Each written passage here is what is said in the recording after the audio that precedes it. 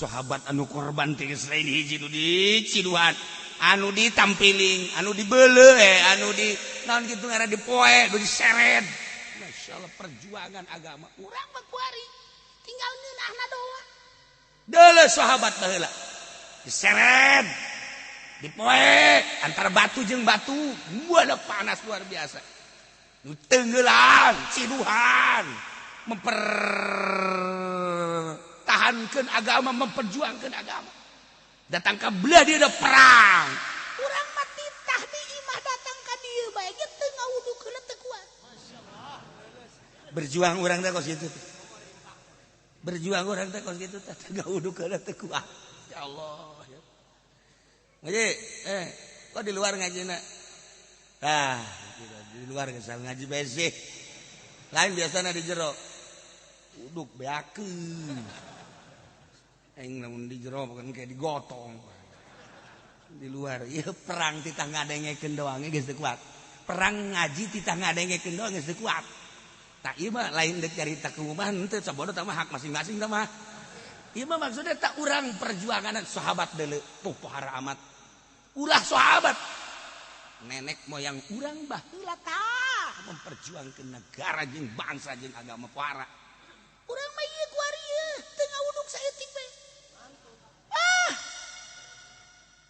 babaturan dicarekan kabeh teu ngawuduk teh babaturan dicarekan kabeh goblok sia hayang mah tuh sesakeun tolong sia nyana nu teu ngawuduk babaturan nu dicarekan goblok teh coba yeuh ini sebuah perjuangan uduk. Perjuangan. Eta ka mana ya urang berjuang teh? Bandingkeun. Tarolah berendanan sama luhur teuing jeung para sahabat mah, luhur teuing jeung para tabiin mah, luhur pisan jeung para pejuang 45 mah. Kuari mah ieu jeung guru-guru urang anu anteng tengah peuting hudang mentang mata. Tunduheun nya lagi sarua aja jelema. Si eta anak setengah jelema. Tuduh, tapi biasa bae lah mata nu Allah, tunduh nu Allah nyangakeun Gusti ka Gusti. Tuh dipake tafakur, pake riyadhah. Dicoba tak ku urang tuturkeun tah jelema-jelema anu taqarrub ka Gusti Allah tengah penting coba aing nek nuturkeun lah perang mah meureun temu kudu make tanaga. Ya, geus mah yo, udang ti penting bae mah perangna. Udang jam 2. Ngelejam guys aing jam 2 datang ke jam 3 coba aing diuk baca sholawat coba mulai pemajikan bisa jadi usuraan ini kemana salaki ya besi payah di luhur sajadah orang bener bae atuh anggel di dia ya manya wiridan di dia na diteuneudan anggel tama ngaranna siap kan berarti.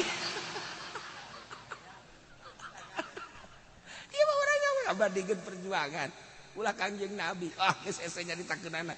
Ulah para sahabat, para tabiin, nu kamari ieu bae ge, para aulia-aulia Allah, perjuangan anu mantak Banten. Jadi hebat teh Islam teh, mantak Demak jadi hebat teh, mantak Ampel jadi hebat teh, dan sekitarna aya para aulia-aulia Allah nu berjuang. Eta mah geus jelas. Perjuangan anak urang kuari perjuangan anak melalui tapakur bae tipe tinggi sarua tage ngabutuhkeun waktu ngabutuhkeun tenaga ngabutuhkeun sagala-gala aduh cenah kieu ternyata orang tunduh kopian kopi teh jangkos kitu geus kopi rokok bari baca sholawat geus silanan belajar heula mah belajar heula kopi ternyata kopi sakieu mah ieu tah kurang keneh saember. Awak sia ku goblok-goblok teuing. Teu maik sacangkir, teu maik sagelas, ember sia ku aing. Awas sia ku ieu.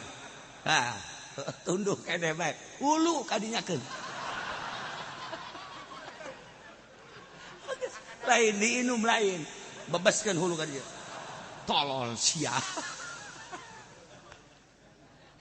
Ibadah di bantak kuari masih kene bersinar ge Islam teh di Jawa Timur, Jawa Tengah, Jawa Barat, Banten aya keneh jelema anu mikiran agama melalui taqarrub ka Gusti Allah. Eta hiji dibandingkeun jeung 1000 kiai anu ngocoprak di leueur panggung. Hebatan eta. Ulah neuleuh ka dieu. Ya, kasinggung aing. Aduh. Masya Allah, aju ngalirik ka dieu kabeh tolong. Tapi lamun nu kos kitu kan ulah kokoprak. Ulah kokoprak teh. Ja ucing mesieun ku kokoprak. Aya ucing eok eok eok. Ulah waka digebukeun asal diacungkeun we kokoprak. Kabur. Jadi berarti kokoprak kiai kokoprak mah jang ucing. Lumayan jatuh jelema masyarakat ge ucing kabeh. Nyana ge garong. Iya mah cerita perjuangan agama. Masya Allah Karim. Nyeri, indah.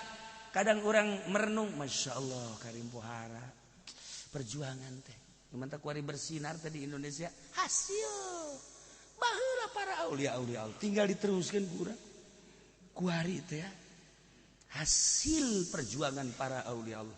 Para ulama solihin. Tinggal diteruskan guys kurang kuari. Biasa baik. Tenang, tentrem. Urang cukup ngadoa bae ka Allah.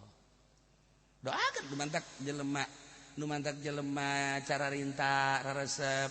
Urang teh ngadoana ya Allah ya Rabbi nu usaha supaya maraji usahana di pemerintahan supaya talalentrem jeung supaya jala lujur. Nu tani supaya bagus tadina jeung supaya ka Allah supaya talalentrem. Nu ngawarung kabeh nu magahan ngaji kabeh teu kudu bebeja sia ku aing didoakeun si jijimbahan. Eta mah aya muatan tah mah kipu doli tah mah. Langsung ka Allah. Hubungan urang jeung Allah oh cak Allah sia bae geus ngadoakeun ka umat-umat Anda tuh komo aing pangeran kan kitu. Ieu mah lain kan dibere duit ngadoakeun teu dibere duit henteu. Kiai emang tilok ngadoakeun naon nu datang ge tilok. Mun kudu ngadoakeun ka nu tilok datang. Deh, tamu musuh aing. Deh, kiai sih memusuhan. Kahayang aing mah atuh ngondang aing muludan aing rajabah. Ieu mah mulut tilok ngondang, rajab tilok ngondang. Atuh teu ngondang ge berkat-berkat. Ieu eueuh hating. Bahasa hating, bahasa mana eta? Eta kan lain kiai kos gitu. Ai kiai ya Allah ya Rabb Gusti. Salametkeun keluarga, salametkeun murid, salametkeun tetangga-tetangga kawau-kawau. Terus bahkan lain jang sorangan Kangjeng Nabi mere contoh dina jubah Allahumma ighfir lil mu'minina wal mu'minat wal muslimina wal eta teh contoh cek Imam Ghazali. Eta teh contoh. Bahkan lamun teu dibaca eta teu sah jumahna ge. Lain sembarangan doa, eta kan jang mukminin mukminat. Dina Jumat urang mah tak kunaon ya Allah ya Rota. Lain kitu pandan. Ya Allah abdi teh dagang karung. Dagang karung teh teh kurang laku bace. Aya babaturan abdi dagang karung ku galedegkeun we Gusti. Aya doa si kos kitu.